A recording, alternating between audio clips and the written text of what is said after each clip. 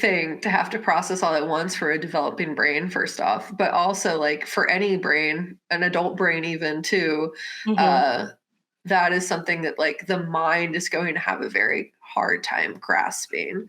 And I'm going to get into that in my section. So Take it welcome, away. friends.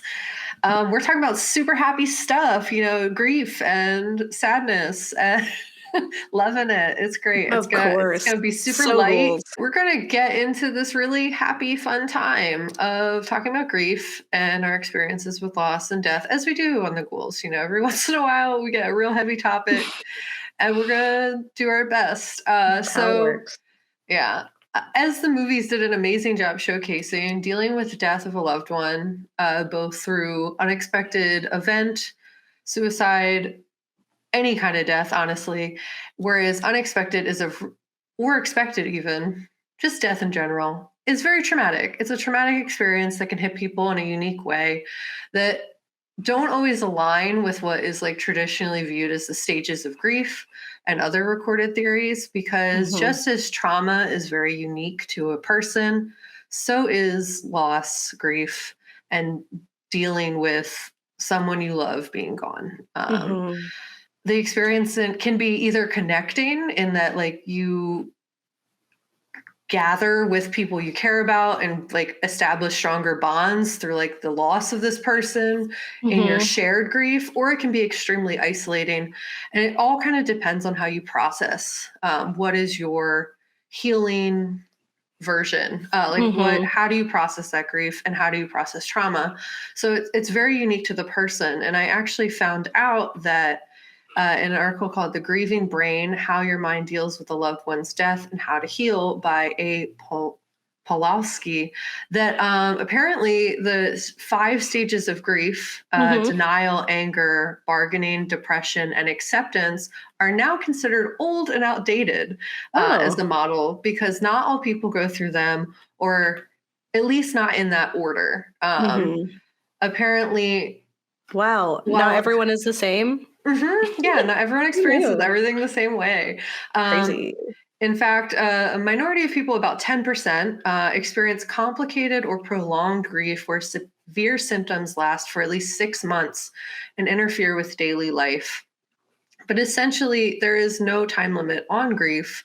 Uh, and because it's so unique to the person, it can just be an extremely life transforming event Mhm. that can have long lasting implications on a person. So there's a multifaceted way that this can develop. It can either be you've experienced a more traditional stage based grief, or you're experiencing like life altering, forever changed Mhm. existence, in which, like, especially in a capitalistic society that really does not allow the world to stop to Mhm. process and heal from these situations, you're left in situations where you might not be able to care for yourself or those around you, because you're in the state of just like grief and healing, and also just like this kind of static Mhm. sadness that Yeah. is going to exist for a prolonged period of time. And you Um, kind of become a different person. I think it's from The Fault in Our Stars, John Green, where it said like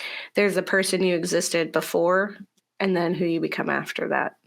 Yeah, there's a lot of really great quotes, honestly, that exist around grief, because it is something that like lots of people experience. I think there's another one. I don't know if it's from the same film, but it's like you don't get over grief. It doesn't Mhm. get smaller.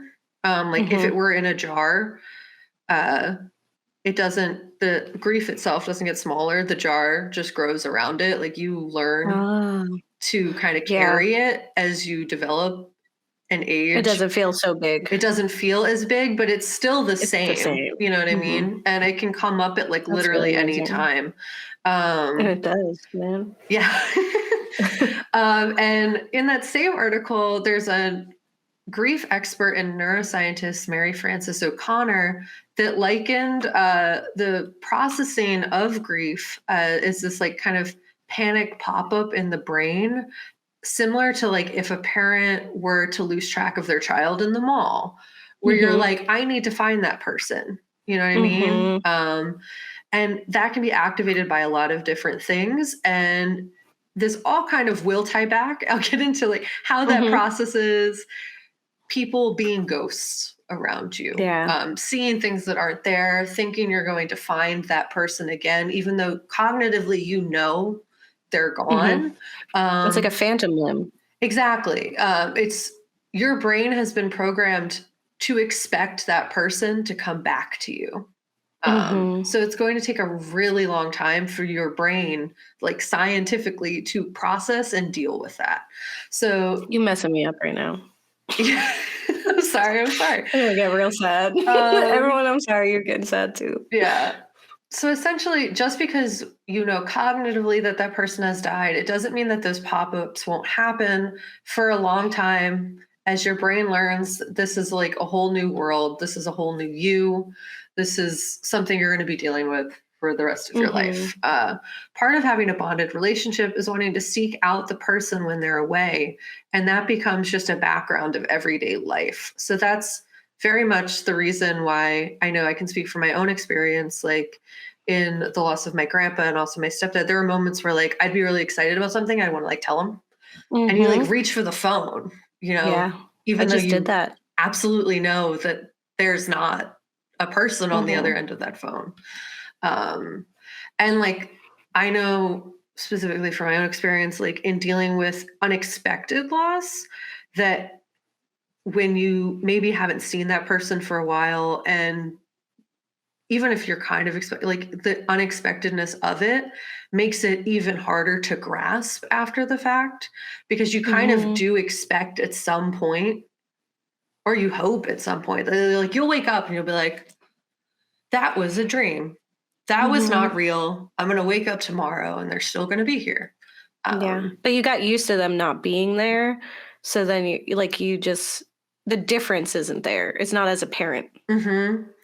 And one thing that the grief neuroscientist said is that these pop-ups kind of like continue to happen as you go through just life depending on like Mhm. what the environment is. So like for example, if every single day you texted someone or kissed them goodbye or like they left Mhm. for work and they come back, um, your brain is just like trained to associate both like times of day, smells, sights, things that like you had done with that person. It kind of activates that grief as if Mhm. it was, because it is, it's always there, but it brings it back to the surface in a way that's usually unexpected. So you think like, Yeah. it's been years. Why am I crying in a CVS? Yeah. Because I heard Because a you saw song. something on the Yeah, wall. Yeah. exactly. Or you like you smelled something that smelled like Oh them, and you're yeah. just like, I am crying as if this just happened, and that makes no Mhm. sense because it's been like 5 years or 10 years, and you're like, what the heck? I should be more okay, but that's not how Mhm. the brain works. The brain Mhm. says that song or that smell or even that color Mhm. activates within the brain that feeling that's in the jar. And maybe it was at the bottom of the jar for a while, and now it's at the top of the jar, as if that happened Mhm. literally yesterday. And Yeah. something that they recommend, like in everything that I read, was that you kind of have to give yourself grace in those moments, and that like there's Mhm. gonna be times where you kind of just gotta let yourself feel that when it's Mhm. not a danger to you or others. Like sometimes Yeah. you can't When you're help not it. always doing that. Yeah, you can't do it all the time, but there are moments where like it's okay to collapse on your kitchen floor and bawl. And there's Mhm. times where you got to take your kids to school. That's like Mhm. the example that they used in the article. And you kind of have to balance that to survive, especially in a world that does not stop, unfortunately. Um, Mhm. so I also found an article that kind of ties into like the idea of the brain coping with something very unexpected, and how that can create this kind of disconnect with reality, specifically revolving around like the idea that you're seeing a ghost. You're Mhm. seeing the person in a crowd. You're seeing you think you see someone and you run up to them and they turn around and it's not them. I was literally watching Degrassi the other day, and spoilers for Degrassi from a million years ago, but Craig lost his dad and he like won an award and he thought he saw his dad in the crowd and he runs up and he's like, "Dad, I won." And he turns and it's not his dad, it's just like a teacher. And like that grief hits him square in the face and he absolutely loses it at this dance. So like Mhm. it kind of does happen where it's actually fairly common where when you lose someone, your brain is searching for them Yeah. cognitively. They're looking for clues. And Yeah. your way of understanding that loss is that sometimes you'll pull at things that don't actually connect. It's kind of like that video game theory I think we've talked about in an episode, where like sometimes you find patterns that aren't there Yeah. because that's your brain's way of coping with You're something that making sense. is unexplainable, Mhm. inexplicable, as you said before, Game. And it's a grief response. It's essentially your brain's way of piecing things together to make sense of the world. And there are apparently stages of grief that it got a little bit more complex in an article called Loss, Ghosts, and the Stages of Grief, Part 2 by Mark Gorkin. I'll also talk about Part 1 down the line on mentalhealth.net. But essentially, they go through a longer list Mhm. of the stages of possible grief. And as I said before, like these do not apply to everything or everyone, but it's something that you might when you're experiencing grief, it's perfectly normal for you to experience these stages of sorts, Mhm. and they give 7 instead of the traditional 5. Nice. So they list 1 as shock and denial, like this is not possible or it cannot happen. um, Basically it's your brain kind of trying to deny the trauma that is taking place. Yeah. It just seems so unreal Yeah. to what you know to be true. And yeah, it's like usually immediately afterwards settles when that'll take place, but sometimes it'll come up in different ways. So there's ways where you're like, it's not real, so I'm not going to feel anything yet. It's kind of like you're in shock. You're like, this is not something I can deal with right now, so I'm going to have to deal with it later. Or it's just not real. I'm going to wake up in a few days, or things will be different. There's number 2, fear, panic, and shame. The oh God, what do I do now? What will they think now? That is also associated with like big moments. So like graduations or like things that you like Mhm. expect a person to be at and they're not. Yeah. Those days that are supposed to be very happy can actually be very hard and like activating for those Mhm. emotions because it's very much like, who am I now that that person doesn't exist? And that was Yeah. me my entire early 20s after my grandpa died. Yeah. I was like, I'm I right don't there need with to you. exist. Throw it away. The quicker I go, the quicker I can be where they are. And that sounds nice. Um, Yeah. so, yeah, it's like, what do I do now? Because if that person was your everything, Yeah. What's what's left? left? So that's kind of like where depression and those kinds of things can really kick in, or even just like long stage dissociation, which is kind of like Mhm. what we see the dad and the others experience, as well as the dad in A Tale of Two Sisters. He's Yeah. just not fully present because he doesn't know That's what how to he's do. feeling. Yeah, there's what are what can I Yeah. do in this new reality? And then you also have shame and like guilt that ties into that. Mhm. The next stage is rage or helplessness. So they kind of put in quotes like, how dare they? Like, so if it's unexpected loss, you could be mad at them for not being here anymore. Mhm. Or, oh no, how could they? Just feeling like abandoned or betrayed by what Mhm. happened, either Which is by what the mom did and the others. She felt Mhm. abandoned.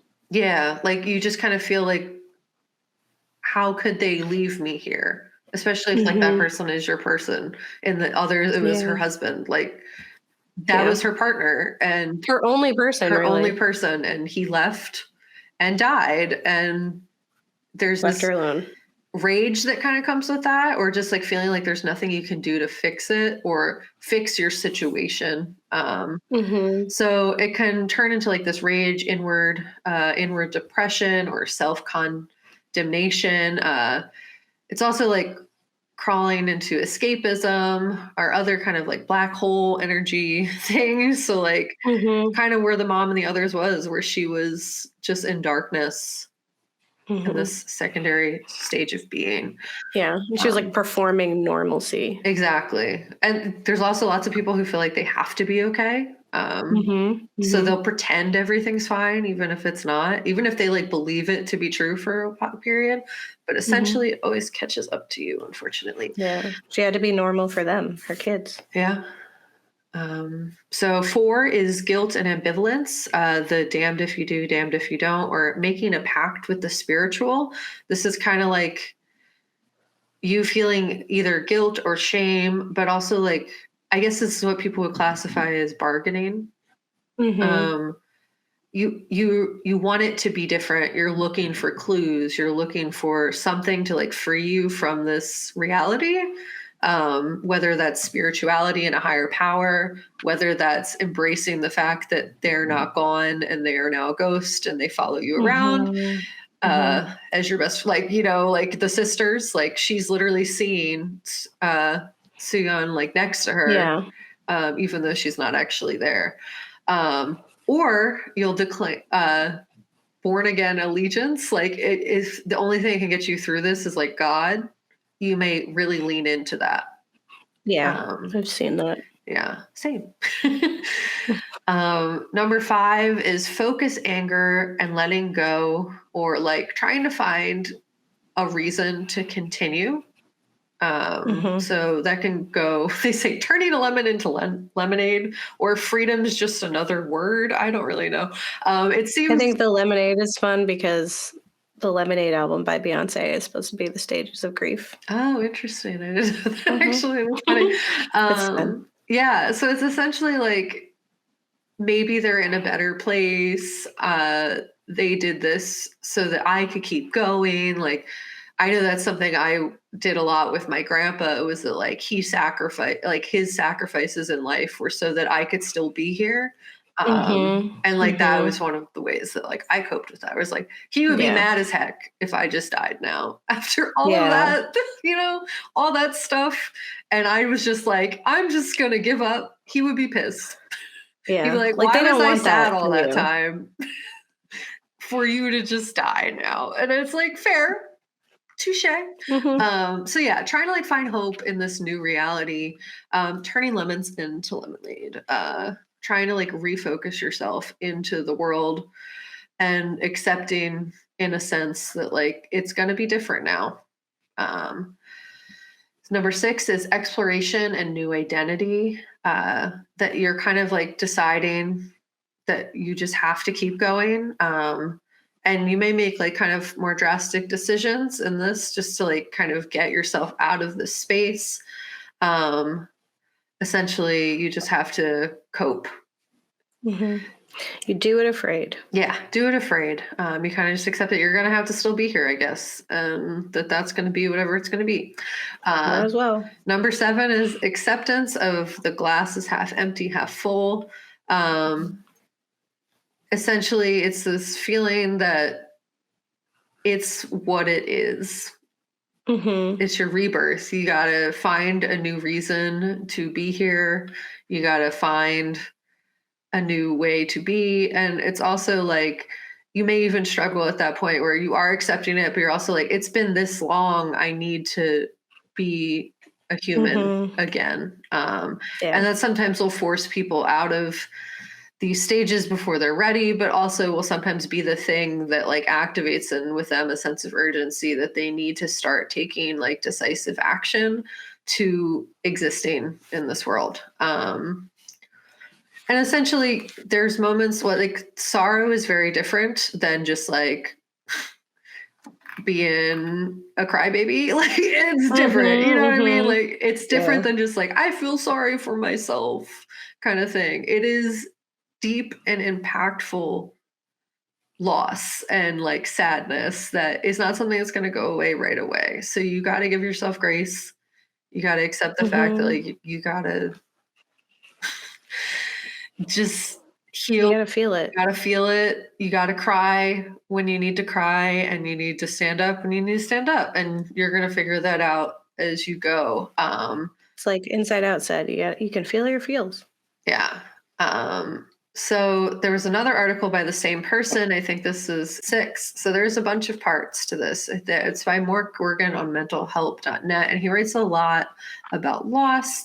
But essentially, there is this connection between loss and grief and the capacity for viewing grief ghosts, or like the resurrection or psychic rejuvenation of a person you've lost, whether or not that's writing in a journal that you're writing to them, whether it's Mm-hmm. texting their old number, And that. whether it's I don't know, like something that like I have a lot is that I'll have dreams that like seem Mm-hmm. very uncomfortably real, but also very nice because the person is Mm-hmm. there and you're like talking to them as if they're still here. I straight up just talk to them. Yeah, you can do you can do that too. So yeah, it's kind of like you kind of make them still be here because you need that sometimes. Mm-hmm. And honestly, that is, even if it's not physically them, you know, them existing in your mind, even if it is as a ghost, um, is essentially a way to keep them alive in a sense. Yeah, It's not through you. necessarily a bad thing as long as it's not to the point where it's like mentally deteriorating or causing you harm, essentially. So Mm-hmm. essentially, we see how it does cause harm within Sumi, in that is She hurts she hurts herself. herself, and that is like that is a part where the ghost can be too much. That's where Mm-hmm. it's hurting you, where it's wonderful that you're trying to keep them alive, but in your trying to rationalize the situation, you're harming yourself and possibly the people around you, but most importantly yourself. But it's essentially, there's a way that you're dealing with all this stuff, and whether or not you're seeing them sometimes or talking to them sometimes, like if anything, that's like an own little beautiful way of like you keeping them alive. And it's your personal experience. So as long as you're not hurting yourself or like your kids or like the people in your immediate circle in a very damaging and lifelong way, like feel your feelings. Talk Mm-hmm. to them if you need to. Whatever you need to do to be okay to keep their memory alive is what you need to do. And other people's Mm-hmm. opinions don't really matter in that regard if it's not harming you or anyone around you, like physically or like severely mentally or otherwise. Um, so yeah, it's essentially you just gotta feel your feels. That's my recommendation, and that's kind of where I'm at with it. And that if you see people or you talk to them, kind of like that's actually healthy because then you're not keeping that inside. And you keep them around. So like you're kind of feeding that piece of you that's looking for them. Mm-hmm. Because it's kind of like acknowledging like they're not here while still like providing that closure of, well, if you were here, I'd tell you these things. Mm-hmm. So why don't I tell you these things as if you were here? Like, I mean, you Yeah. probably don't like not seeing them there. Um, But your mind's but going to do it anyway. So you might mm-hmm, as well. A lot of people, as they grow up, are actively used to denying their own needs, like in mm-hmm, general, like especially when yeah, you've been raised in traumatic situations or even are dealing with trauma. Um, that you're like, your brain is sending signals, and some people are trained to like ignore those signals. And this is an instance where you really need to, your brain's going to send them anyway. So you might mm-hmm, as well give it what it wants, because like that's going to keep you okay more yeah, than just burying it until like it's a very important day that's supposed to be nice and you're like really viscerally upset, and the person, like people around you don't understand, and I mean you're entitled to that too, but you know you need to feed the thoughts sometimes. mm-hmm, Gotta meet your needs. yeah. Do it. Heal your Do inner child, you know friends. yourself better than anyone? Yeah. So listen to yourself. Listen to your Hmm. feelings. Um, Yeah, thank you, Kat. That was great. That was really, you had me in my feels. I've been feeling it pretty Yeah. strongly recently. So, um, yeah, I hope that it does give some ease to your mind if you have also experienced grief, and maybe it gives some context to the things you experienced, and it's okay to know that like your experience is different from other people's, and the way that you cope or communicate or not communicate, like those things are all parts of you and how you're dealing with things. And so hopefully you manage them better than the protagonist in our films. Yeah. But I do highly recommend them if you want to, think about uh, grief in such a way. And they do, it's very beautifully and well done. Like it definitely comes from a place of care, both of them. There's Mm-hmm. no like, you know, they're not putting it on display and being Yeah. ridiculous about it. It's very much like, They're this not is really judgmental hard. films. Yeah. Yeah, And this is a hard thing. yeah. And I would say, honestly, A Tale of Two Sisters, like, it could have gone a different way. I've seen it Like, go a different it could way. have been like significantly more disrespectful to what happened and like worse and really stressful in a different way, and it wasn't. It was like Hmm. very respectful to both Sumi and like the reality of what happened. Like they didn't demonize her, and I feel like No. many times when dealing with mental health in general within horror, especially when it's associated with like Hmm. things like what she was going through, that it's not always, at no point where you're like, she's a monster, she's the Yeah. problem. You're like, poor, hug This poor her, like child. just Yeah. like help her, like someone needs to do something because like she's just hurt. Hmm. And the dad is so much like feeling that. Like he is like, she clearly needs help.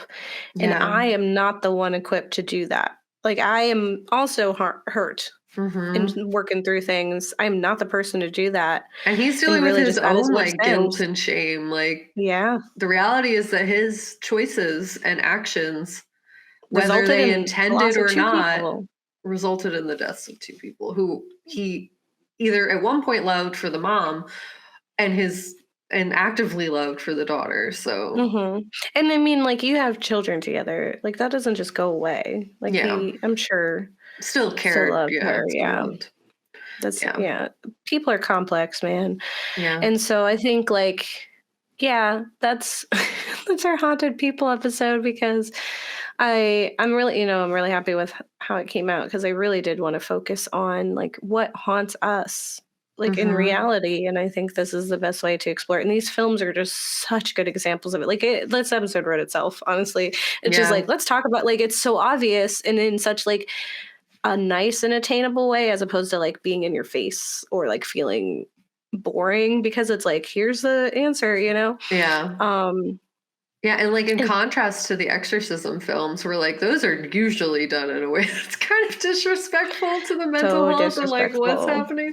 But it's also just like a very different kind of haunting because it's like demonic or like supernatural in a way that like has nothing really to do with grief or loss. Yeah. And Yeah. more often than not, like actual the feeling of a ghost is from grief and Yeah. loss, not some demonic, creepy, supernatural time. And like, not that those films aren't sometimes fun, but like, Mhm. it's Yeah. the real version.